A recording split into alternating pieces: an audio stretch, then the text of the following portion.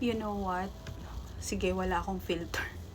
You know what? I just consulted one of the psychiatrists from outside world. Charis. I tried to ask her some of the questions. Tapos sinabi ko kung ano yung pinanggagalingan ko, ano yung dinadaing ko, ganyan.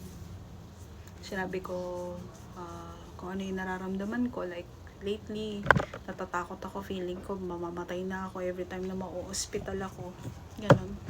Tapos feeling ko kapag nagto-travel ako going to work or pauwi na, parang feeling ko mababangga ako ng sasakyan, parang ganun yung fears ko. Tapos sa work naman, may time na natutulala ako,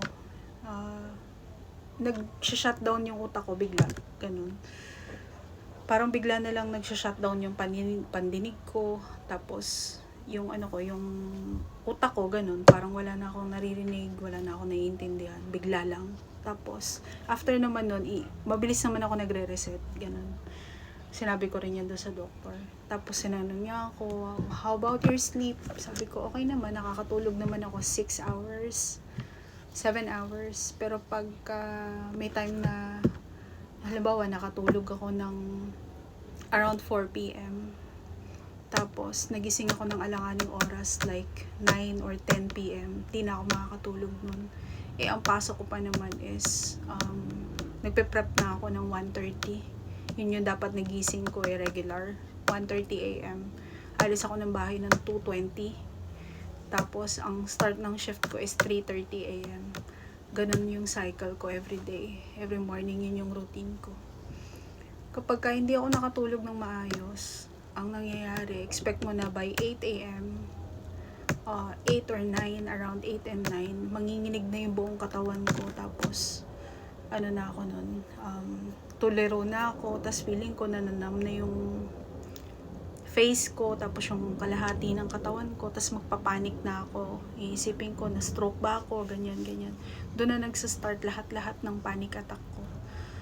Tapos nag-elevate na yung BP ko, sunod-sunod na yun. Tapos blurry na yung vision ko, tapos wala na akong maintindihan, ganun.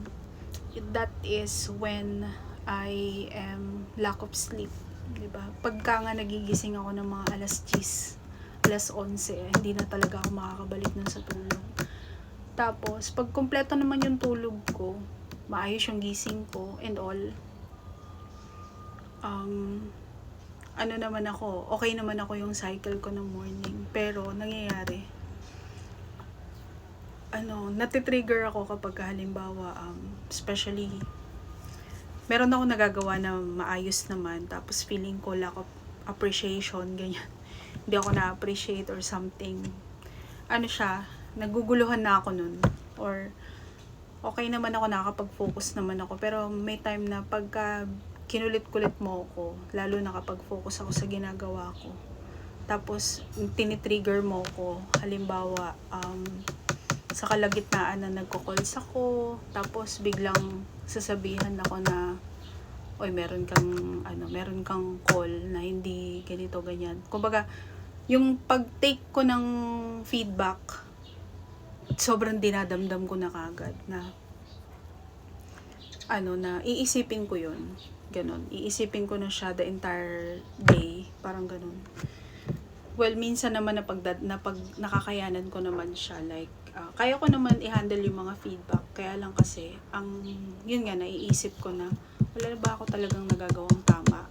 Parang ganon. So, yun yung mga nafe-feel ko na, talaga ba? Parang wala na ba kayong ibang nakikita kundi yung mga mali ko? Parang ganon. Parang feeling ko wala talaga ako nagagawang tama. Ganon. Sabi ko, feeling ko, napaka-perfect nyo naman, ganyan. Tapos, halimbawa, pagka na-take ko naman yung feedback, ganito, biglang aatakihin ako ng personal. Yun yung hindi ko nagugustuhan. Doon ako nai-stress ng gusto. Tapos, sasabihin ako na matigas daw yung ulo ko. Sumusunod naman ako Sabi kong ganyan. Hindi naman matigas ang ulo ko, talagang sumusunod naman ako. It's just that, feeling ko lang talaga, wala na akong nagagawang tama. Parang ganun. Kaya doon ako nanghihina. Diba?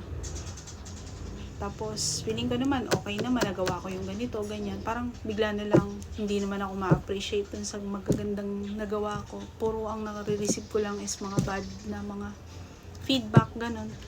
Wala akong nare-receive na positive, ganyan. Parang feeling ko nade-demotivate ako, ganun. Tapos, lalo na kapag, halimbawa, ni-require na kailangan mag-reach out ako. Halimbawa, ganito, magtanong ka, ganyan, ganyan.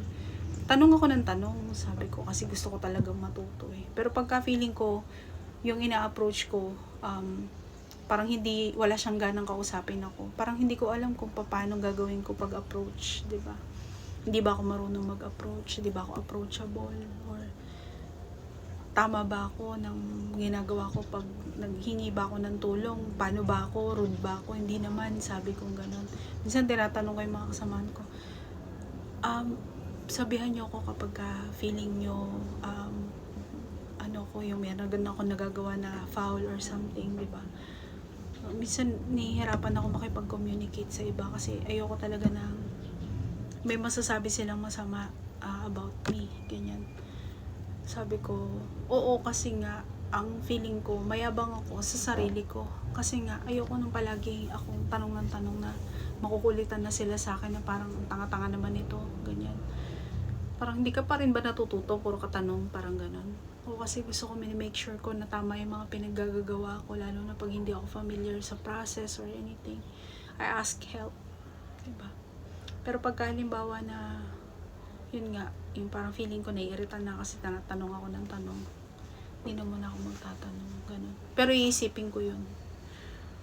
Hanggang magiging affected ako, ganyan. Siyempre, parang feeling ko kawawa naman ako. Parang kailangan ko ng tulong, minsan lang ako mag-reach out, tapos bigo pa ako, hindi pa ako ganun. Ganun yung nafe-feel ko. Ganun din yung sinabi ko dun sa psychiatrist, kung tama pa ba yun, ganyan. Tapos, sabi niya, he's going to give me medicines like, for panic attack, kasi nga, yun nga yung instances na parang feeling ko natatakot ako, mamamatay na ako, tapos magpapadala ako sa emergency, parang ganun. Kasi isipin ko, kawawa naman yung anak ko, kawawa naman yung nanay ko pagka namatay ako, paano na lang, ganyan, tapos wala pa akong ipon, ganun. Yung mga overthinker ako, ganyan. Tapos dami ko na iniisip, ganyan. Tapos feeling ko wala naman nakikinig sa akin, feeling ko kawawa ako, feeling ko mag-isa lang ako, ganun yung mga feeling ko eh. Tapos I also ask for vitamins, ganyan. Meron bang vitamins for neuro or something? Sabi niya, sige, I'll give you magnesium, ganyan. Tapos take mo yun, ganyan. Tapos meron akong mga gamot nga for panic attack, ganyan. I'm not ashamed kasi ito yung way ko to accept my flaws, diba? Kailangan maging okay ako para hindi maapektuhan yung trabaho ko. Kung hindi man ako maging successful dito sa trabaho ko na to, sa mga susunod na trabaho ko, kasi alam ko naman na hindi po pwede ako mabuhay na wala akong trabaho. Dahil ako yung bumubuhay sa pamilya ko ngayon. Tapos, kailangan din ng mga adjustments, kung ano-ano pa. Tapos, binigyan din ako ng medication. Pag kailangan ko pala ng parang sleeping pills, just in case lang naman na hindi ako makatulog, yun, that will help me as well.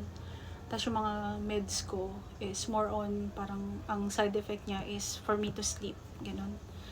Syempre, maa-avoid mo talaga yung panic attack kasi pag nakatulog ka na, wala na, hindi ka na magpapanik, di ba? Tulog ka na lang talaga. Ganun yung feeling. Sabi ko naman, it's really hard for me to take all those medicines, especially nagtatrabaho ko sa araw.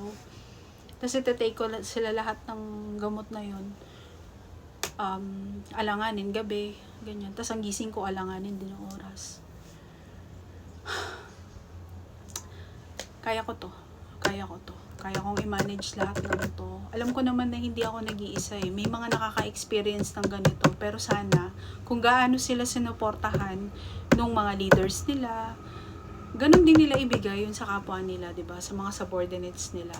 Kasi kung ano yung nararanasan nila sana, like alam naman nila na kailangan ko ng trabaho, diba? Ibigay nila sa akin to. Kailangan ko ng trabaho. Hindi ko po pwedeng isipin lang basta yung sarili ko. Kailangan kong isipin na may anak ako, may nanay ako na umaasa sa akin. Paano kami mabubuhay pag wala akong trabaho? Tatanggalan niyo ako ng trabaho. and you want me to rest, and you